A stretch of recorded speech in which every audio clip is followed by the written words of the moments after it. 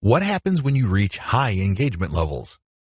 A lot of people who are getting on Twitter measure their success based on three things. One, according to one school, you measure your success based on how much raw traffic you can pull from Twitter.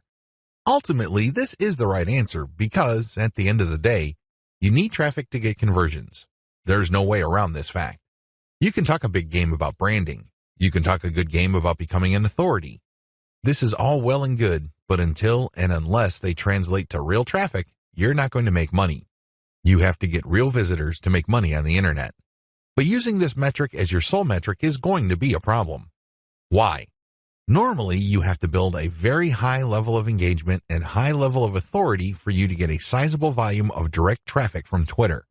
The good news is that the traffic that you do tend to get would be qualified traffic. These are people who are not curiosity seekers. These are people who have nothing else better to do than to click random links. These are usually people who are interested in whatever it is you are saying, and by extension, whatever it is you are promoting. Another way to measure success on Twitter is the number of retweets you get. Again, this is good because it ultimately leads to traffic. However, in itself, it doesn't really lead to much. The same applies to people clicking the heart button that they like your stuff. They favorite your stuff. That is all good. It definitely is a great boost to the ego. But until it translates to traffic, it's really not worth much. Here's my answer. The obvious answer, of course, is traffic. But before we get to traffic, focus on engagement level. Try to get your engagement levels up. This means people are paying attention. This means people view you as an actual credible and authoritative expert. This means influence. If you have high engagement levels, a lot of things open up for you. These are tremendous opportunities that can take your business to the next level. First, you can pitch influential Twitter accounts for guest posts. If you get a lot of engagement from their accounts and then they're constantly retweeting you and constantly clicking the heart icon, and it means that they become your fans, this is an indication that there is an actual organic community that grew up around your content. This is a good thing, but just by itself, it doesn't really mean much. You have to convert it. You have to transform it into a usable form in one of the most useful forms of this. Usual payouts of this level of influence with influencers are to pitch them for guest posts. Now, of course, this means that they have to have a blog that's credible and has great SEO value in their niche. But assuming that's true, pitch them for guest posts. Don't be shy. It doesn't hurt to ask if they say no the first time. Continue to engage with them. Be a buddy. Challenge them. Test them. Earn their respect some more, and then pitch them again. Keep pitching until you get that guest post. Because sometimes you have to knock many times before the door opens. That's just the way things are.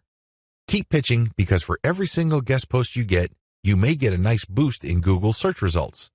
You probably don't need me to explain to you why that's a good thing. Ask for interviews. There are many influential people on Twitter that are either top dogs in organizations in your niche or they know people. Either way, when you get interviewed for a variety of reasons, you have arrived in your niche. Let's put it this way. They're not going to interview worthless people. They're not going to interview people who have no credibility. Why? Well, they respect their own credibility. They want to protect whatever status they have.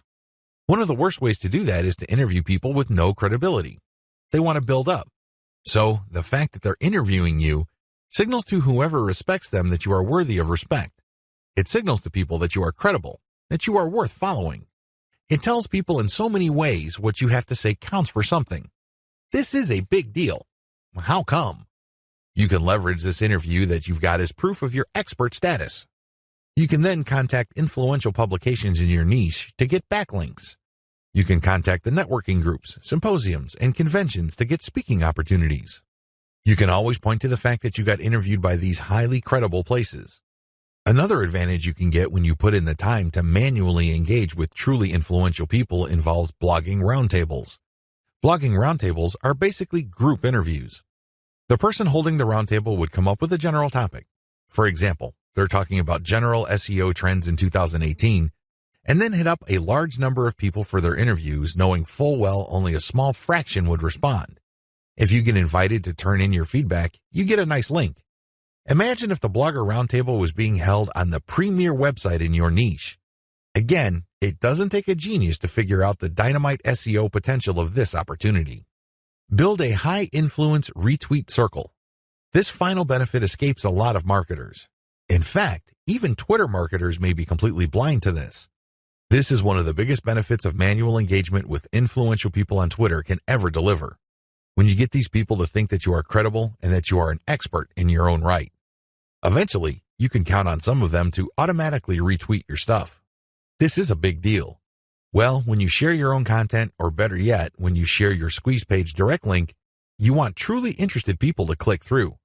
You want people who understand what your content is about to click through and possibly convert. In other words, you want highly qualified traffic. If your brand becomes so trusted and so credible in your niche among other Twitter users, you cultivate such a following. You only need to produce content and automatically you know they would retweet you. You can almost bet that a certain percentage of your followers would retweet. This can then lead to your content being seen by more of their followers, which can lead to highly qualified direct traffic. Don't neglect this benefit. Unfortunately, a lot of people do because this benefit grows very slowly. It also starts at a very low level. But of all the benefits, this is probably the most potent. Unfortunately, it also takes the most time, effort, and attention to detail. However, if you properly cultivate this, the direct traffic benefits and conversions you would get from being a part of a retweet circle will outweigh and will pay for all your costs. You can take this to the bank.